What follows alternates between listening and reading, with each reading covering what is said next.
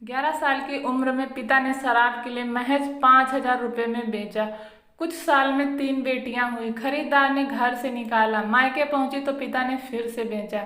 दूसरे खरीदार से 2 बेटे हुए, दोनों जिंदा नहीं रहे। फिर इस खरीदार ने मार पीट कर घर से निकाल दिया। इसके बाद एक तीसरा व्यक्ति साथ ले गया, उससे बेटे का जन्म हुआ। फिर से गर्भवती होने पर व्यक्ति गर्भपात की बात कहने लगा और मार पीट कर घर से निकाल दिया। 2 महिलाओं ने उसे अस्पताल में भर्ती कराया, बच्चे को जन्म दिया। ये 2 महिलाएं ही उस महिला को फिर से बेचने की बात करने लगी। अत्याचार की ये कहानी उस महिला की है जो 11 से 28 साल की उम्र तक कई बार बेची गई। इस दौरान अलग अलग पुरुषों के साथ कुछ कुछ समय तक रही और कुल 7 बच्चों को जन्म दिया।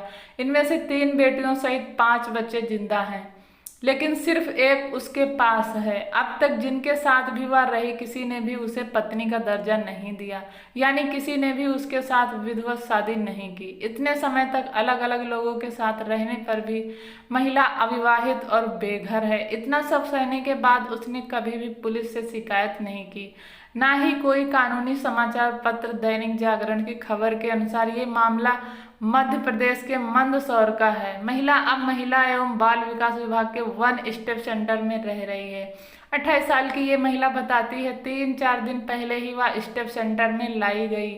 महिला के मुताबिक वह मध्य प्रदेश की ही रहने वाली है। बताती है कि 11 साल की उम्र में शराबी पिता ने सिर्फ 5,000 रुपये में उसे बेच दिया। तब से आज तक वह बिकती ही आ रही है। 11 की उम्र से 6 साल तक जिस शख्स के साथ रही उसका नाम नाहर सिंह था। 6 साल में उससे 3 बेटियां होने पर नाहर ने घर से निकाल दिया। इसके बाद पिता के घर पहुंची, 3 साल पिता के साथ रही। लगभग 21 की उम्र में एक बार देवास निवासी राकेश थापा नाम के शख्स को बेच दिया।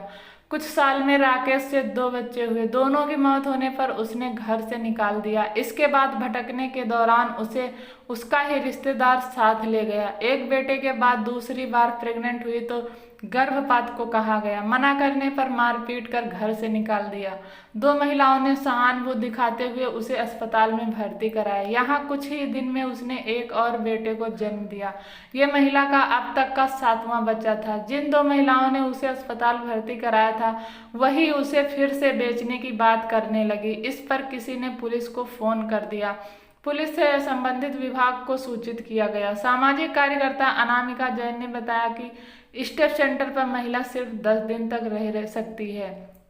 इसके बाद वह खुद महिला को उसके गांव लेकर जाएंगी, महिला को उसका हक दिलाने की कोशिश करेंगी। वह बताती हैं कि यह अत्याचारों का चरम है।